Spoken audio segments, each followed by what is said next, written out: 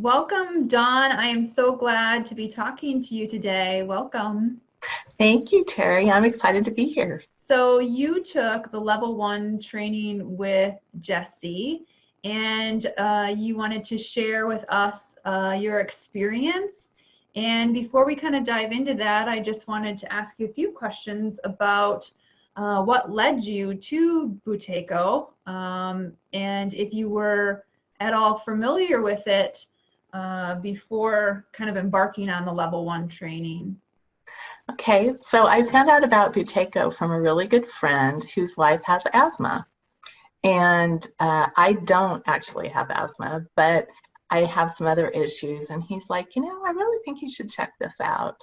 So I started doing some research, and so I did start practicing on my own for about 2 months. And I wasn't really seeing the results that I wanted to see. And so I thought, let's ask for some help and sign up. And I'm really glad I did. So in terms of what my original issues were, I was diagnosed with very mild sleep apnea. And my husband reports that I am what does he call it? A record snorer. And I was having some, as you can imagine, issues in our relationship. So I've always been kind of concerned about the whole snoring thing because I know it's not healthy. And I've tried a couple of different treatments for sleep apnea, and that did not go well. And I had 2 other things when I talked to Sasha that she thought could possibly be helped by Buteyko. One of those is I've been a chronic fatigue sufferer for about the last 30 years. And that has been a huge issue in my life. I've been trying to find treatment for that and had basically just kind of given up. And then I also suffer from panic disorder. And so have a lot of anxiety, and I have panic attacks, not that often, but occasionally. And I had discovered that breathing was actually helpful, even before I learned about Buteyko. So that's kind of how I ended up here. So there was a day that you decided it kind of sounds like enough is enough and things weren't working. And as far as the treatments that you did try, what were those? Do you mind sharing with us what you did? Oh, sure. Oh my goodness. So I've been to like 403 doctors. I tried the whole, going to the physician and talking about chronic fatigue, and and they don't really know, and there's really no treatment, so why, that whole thing. So I did a lot of trying to do that. I've done supplements, I've done hypnosis, I've done years and years and years of therapy, I've done just kind of the common run-of-the-mill stuff that most people do. In terms of the sleep apnea, I bought 2 different oral devices that keep your jaw forward, and those worked, but the problem was my teeth stopped touching in the back, and so I couldn't chew. That was a problem. So I stopped wearing the device and decided that I needed to come up with a different solution. I know enough about CPAP machines to know that I probably wasn't going to be a good candidate for that. And I'm really glad now that I didn't do that, because now, based on what I've learned, that would have just made everything worse. So I'm grateful for that. So you embarked with training with Jesse, who is amazing, don't you think? Yeah, I do. Fun and calm and yeah, and just so he was the perfect choice for me. I think Sasha gets an A+ for figuring that out. He's just very, very kind and very gentle. And I wrote down patient, very patient. I really needed that, because I'm someone who tends to beat myself up if everything isn't perfect in the first day.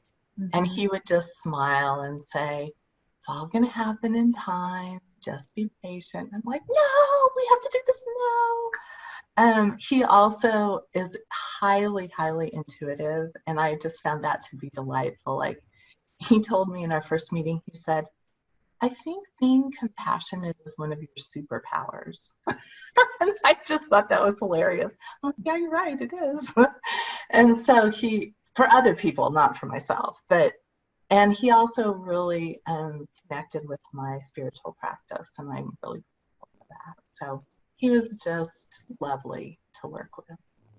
I think patience is such a key element, and I'm glad that you are open and honest about this and your journey, because sometimes it's not that quick, and it is a journey. It's not something that just kind of happens overnight and then you're done, and so much can unfold when you are patient. So can you tell us a little bit about when you first started and getting into that level 1 training? So I have been practicing on my own for about 2 or 3 months. And what I was doing was measuring my controlled pause, and then I would spend 20 minutes doing a breath hold every minute for half of the controlled pause. And what I was discovering was at the end of my practice, my control pause was worse instead of better. And when I told Sasha that, she just smiled and said, oh yeah, that happens sometimes. And I thought, oh, thank goodness, because I thought I was like, the big loser, like I'm defective somehow, that I'm the only person on the planet that this hasn't happened to. And so my control pause in the time that I've been doing this hasn't really changed that much. Although I will tell you, in the last couple of weeks, I'm starting, I thought it was going to go like this, and instead it's kind of like this. And I've started seeing like some 20-second control pauses, and I'm like, yay! And then the next day it'll be 12. And so I thought that meant I wasn't doing it right. I was not practicing enough. Whatever the story was that I was telling myself. And Jesse just kept saying, your body will do this at the speed that it's ready to do it. And we had this really funny session where I said, my brain is saying, must go faster, and my body is saying, must go slower. And so we just kind of laughed about how I have in my head how long it should take to get to a 40-second control pause. Like, and my body is just not doing that. But all kinds of other lovely things are happening. And so I have to say that there are days when I'm discouraged, and then there are days when I'm like, well, this is a process, and it's happening as it's happening, and it's happening as it's unfolding. Mm-hmm. I'd like to repeat what you said, because it is very, very true. A lot of people think that the healing process is going to be a linear process, and it's not. And it's not even just with Buteyko. If you speak to any holistic practitioner in this whole arena, they're going to say the exact same thing. It literally looks like this. Yes. And it's all over the place. Yes. And thank you for saying that, because it is very true. And the more that we talk about that is helping other people, because you aren't the only one struggling. I'm not the only one struggling. We're all over the place. And it's also, and one of the things that's kind of fun about Buteyko is you can't fake it, right? Like, so there's nothing I can do to make my control pause be any different than it is on any given day. And that's kind of fun in a way, because it's going to be what it's going to be. But I was always like, if I just try harder, well, that just makes it worse, right? So just having to show up and say, well, this morning it was a 10, has been very freeing for me, in the sense that it's not performance-based, if that makes sense. Yeah, absolutely. So you mentioned other lovely benefits. Can you tell us, now that you have gone through the training, what have you noticed and experienced that are the benefits of where you're at your journey today? I would love to do that. So one of the first things is that I am sleeping better, and that's huge for me. I have struggled with insomnia between 3 and 5 in the morning for like the last, 10 years probably. And I'm sure there's a hormonal component to it, but it's just been a thing. It doesn't happen every night, but it's miserable. And then having fatigue on top of that just makes the day really hard. And I would say 6 nights out of 7, I sleep well now. And that's huge. My husband, I will wake up sometimes and see, I get what I call the snoring report every morning. And, and Jesse said, now, is that requested? And I said, oh no, it's always unprompted. So every morning I get, so you snored a lot last night, or I didn't hear you at all last night. And more over time, I'm getting, you didn't snore last night. Or if I did, it was very quietly. So that's huge, just to be able to sleep through the night. And I've been, so I don't know if I can interject this in here, but I've started taping my mouth closed at night, which was something that Jesse suggested I do. And oh my gosh, that has made a huge difference. I know it sounds kind of barbaric, but it's just been huge in terms of how well I sleep.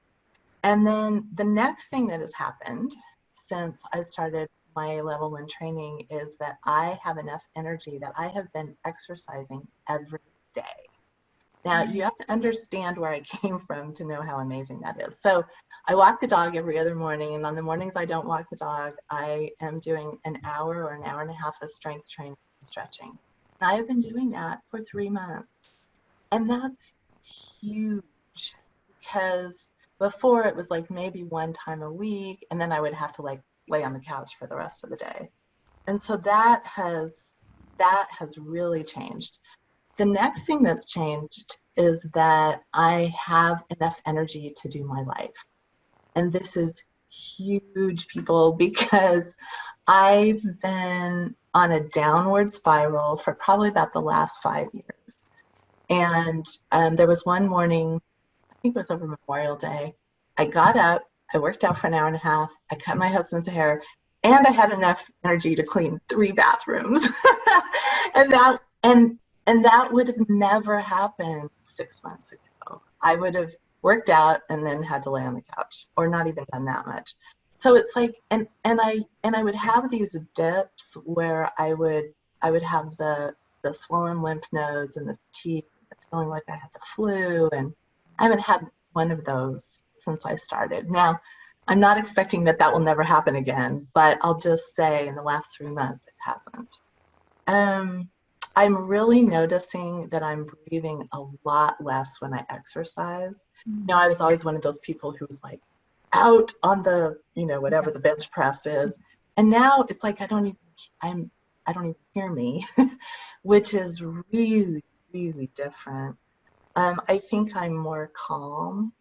I don't know, my husband might argue that one, but one of the other practices that Jesse introduced me to is, I live in Arizona where the sun comes up over the mountain every morning, and I've started doing just morning stretching out there with sun on my retina.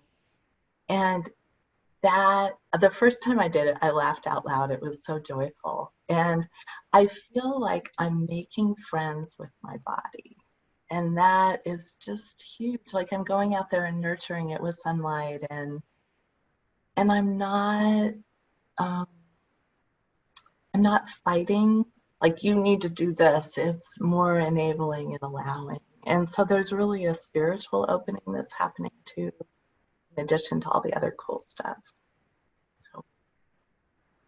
That is amazing. I mean, I don't even have much to say. Like, I celebrate you. I celebrate your experiences. And I actually want to point out that you said earlier that the control pause, there wasn't much of a fluctuation. And I heard you say that it was kind of almost disappointing in a way. And that, to me, I heard you say that was like your measuring point, and you were associating that with your success. Correct. And now I'm hearing about all of the success that you've had that aren't small markers at all. Sleep, people just really don't understand how important sleep is and how much the domino effect on your life, that you just can't function without it. And when you get it back, you're like, what? Wow. It's true. Yeah. And so, yes, you do the control pause is there, and that's part of your journey. But I'm celebrating you and your all the benefits that you have experienced and have with even without moving that very, very far. I think Thank you. so many people need to hear this and to hear your words. Making friends with your body, so huge. Huge. Huge wisdom you're laying down here for us. Especially for women who struggle with our bodies need to look a certain way, and they need to be a certain size, and they need to act in a certain way, and to just be saying, oh honey, how can I support you today? And that is a huge shift for me, and it just feels so joyful. How, may I ask, how is your anxiety? You know, I would say it's I haven't really thought much about that, but I would say it's good. I have not had a panic attack in the last 3 months, so I can definitely say that. Given the fact that we're living in the middle of coronavirus, national protests, and we have a wildfire burning 10 miles from our house, I think I'm pretty good. You know, I feel like I have a lot of resilience for dealing with what's going on right now that I probably would have had 3 months ago. So I would say it's good. I appreciate your honesty, and I do want to share with you, I suffered from anxiety since age 5. And if anybody here watching is an anxiety sufferer, you and for those who don't, you don't understand what that means. And I think, and if I may throw this in the bucket of this discussion, that with anxiety, the last place you want to be is close to it. And you constantly want to get away from it or to get it to stop. And that journey starts when you get connected back to the body, the very direction you're trying to get away from. But it is the direction we all have to go. So I'm hearing you talk open and honestly about that, and then saying, I'm making friends with my body, which is the direction towards that anxiety and that relief from that anxiety. So for me, when I hear you say that, I'm like through the moon listening to you, because it's a hard direction to go, but that is the exact healing direction to go. Absolutely, Terry, because my panic disorder started when I was like 16, 17, something like that. And I spent years just, please make it stop, please make it stop, please. I mean, that's all I could do was sit on the floor in the bathroom and shake and say, oh, please make this go away. And I'm learning now through this process that you have to go toward that which terrifies you. And so I have to go toward that and say, oh, I'm feeling anxious. Oh, wow, there it is. Okay, yep, there it is. But I will also say that learning how to breathe differently has made a huge, I feel like I have tools now. And before, all I could do was just freak out. Now that I'm saying this, I do remember I woke up in the middle of the night sometime like a week or 2 ago, and I was having a little bit of anxiety. And so what I did was I put one hand on my chest and one hand on my diaphragm, and I just focused on breathing out and then having there be a pause at the bottom of the out breath.